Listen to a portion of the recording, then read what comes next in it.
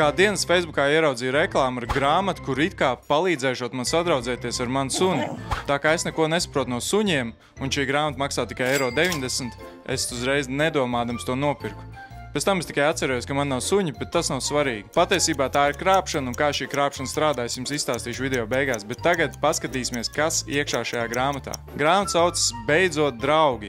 Ātri iznīcini savu četrkājainā drauga sliktos ieradumus.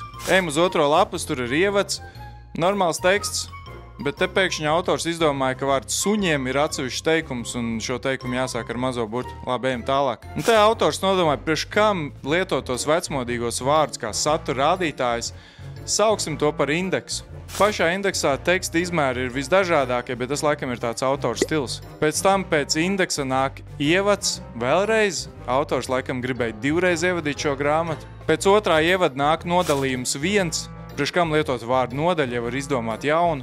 Šķiram uz 13. lapus, tur ir virsraksts cūciņš vai pieaugušais suns. Mēs runājam par suņiem vai cūkām, vai arī tas ir kaut kāds jaunvārds, jauns apzīmējums suņiem. Pēc tam 14. lapus šķirnes suņi vai mestieši. Atkal jaunvārds, šeit jau Enzelīns sāk nobālēt šo te jaunvārdu izgudrotāju priekšā. Atrod jūsu pelnīgo draugu.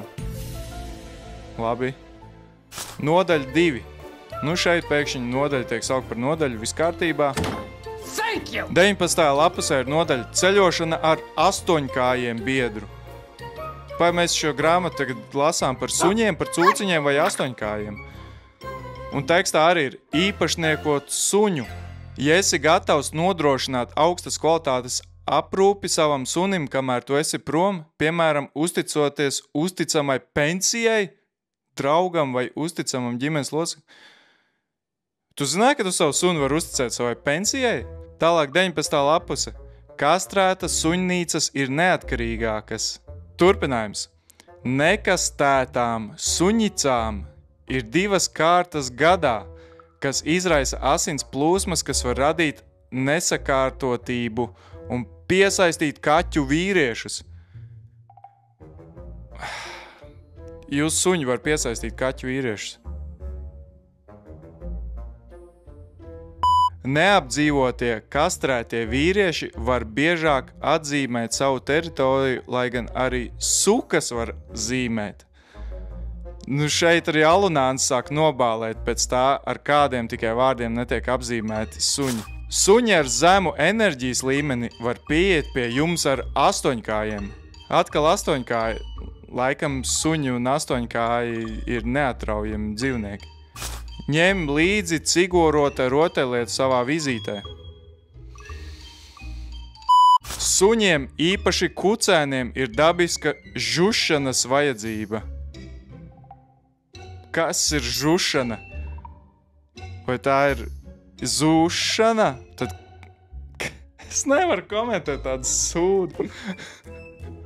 Suņi ir dabiskie tīrītāji un būs kārdināti ar jebkuru pārtiku, ko satiek. Principā to var nealgot apkopēji. Atceries, tavs suns ir dabiskais tīrītājs, bet galvenais neļauj viņam satikt kādu pārtiku, jo tad viņš varētu būt kārdināts un pārstāt tīrīt tavu māju. Pēc 29. lapus nāk 32. lapus, jo autors nodomāja kādu jēga tērēt laiku uz 30. un 31. lapus. Nē, tomēr pēc tam nāk 31. lapus, autors tomēr pārdomāja un atlic vienu lapus uz atpakaļ. Un šajā lapusē ir teikts vakcinācijas būtiskas aizsardzībai pret slimībām, piemēram, bēgšanu. Tātad, ja jūsu suns bēg, viņš ir slims ar bēgšanu un viņu vajag vakcinēt.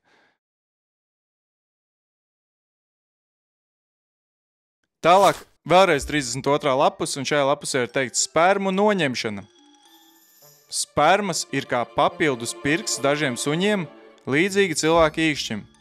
Labi, man ir aizdomas, ka šeit domāts ar spermu. Lai gan var būt medicīniskas iemesls to noņemšanai. Pa ko? Bieži tas tiek darīts vienkāršības labad. Ja jūs apsverat šo iespēju, labāk to darīt, kad kucēns ir ļoti jauns. Par kādu noņemšanu mēs runājam? Šeit autoram vienkārši apnika rakstīt latvisku, viņš aizgāja itāļu valodā. 42. lapuse. Kā alternatīvu jūs varat novietot savu kaķi būrī, lai suns varētu to apsmakot. Vai es nesaprotu, tā grāmata ir par suņiem vai kaķiem? Un autors izdomāja, priekš kam vispār lietot to veco stulbo vārdu apostīt, ja var lietot apsmakot. 58. lapus. Lielākā daļa kaķēnu sāk gulēt visu nakti ap 12. nedēļu. Šeit autors izdomāja vienkārši sākt runāt par kaķiem, nevis suņiem. 65. lapuse. Nodalība 4. Priekš kam lietot to pašu vārdu, ko lietoja pirms tam nodalījums un pirms tam nodaļa, ja var lietot jaunu vārdu nodalība. Nākamā lapuse atkal 65. Ja nu gadījumā tu nesaprat, ka tu esi 4. nodalībā, tad autors tev drošības pēc to atkārtoja vēlreiz. Astes vilkšana kopā ar citiem priecīgiem ķermeņa zīmēm liecina par izsalcēšanu vai spēlēm. Okay. 87. lapuse. Atkal jaunvārds. Rošķo. Šeit autors atkal lieto vārdu suka, jo priekš kam lietot vārdu suns vai kuca. Meklējiet autentiskus, pozitīvus izglītītājus. Un šeit atkal jaunvārds. Atšķirības ankšķu pazīmes. Pārmērīga režģošana. Ierakst komentāros, kā tev liekas, ko nozīmē vārds ankšķu. 184. lapus. Saprotot locekļu valodu, dabiska komunikācija. Locekļu valoda ir kucēna kūšana. Vai kucēna kūšana? Kucēna kūšana. Kucēna kūšana? Spēles laikā kņāpšanai jābūt atšķirīgai no īstas agresijas. Es nezinu, bet ko lai komentē. Zādēt. Suņi var izrādīt zādzības uzvedību. Šeit autors izdomāja, ka viņš netērēs laiku uz to stulbo garo vārdu zakšanu un vienkārši izdomāja savu vārdu zādēt. Savukārt vārdu lūgšana gan viņš ir izdomājis uzrakstīt garāku un izdomājis savu vārdu lūdzušana. Ēšana izkali. Iekavās koprofāgija. Tā kā mēs zinām, ka koprofāgija ir izkārnījuma ēšana, tad šeit autors izkārnījums ir aizstājis ar īstenībā labu jaunvārdu izkali. Un kakāšanu viņš ir uzrakstījis izkalīšanās. Šis būs jāizsūt valsts valodas centram, jo šis patiesībā ir labs vārds. Sterilizācija un kastrācija. Dažos gadījumos sterilizācija vai kastrācija var palīdzēt samazināt grumbu uzvedību, it īpaši, ja viņš ir seksuāli motivēts. Es nezinu, vai šis strādā uz cilvēkiem, bet ja gadījumā tevi pārāk daudz grumbu, var pamēģināt kastrāciju. Viesi un apmeklētāji. Ja jūsu suns tendē piekaut viesus vai apmeklētājus, tad nelejiet viņam vairāk. Aprūpe un zobeņu kopšana.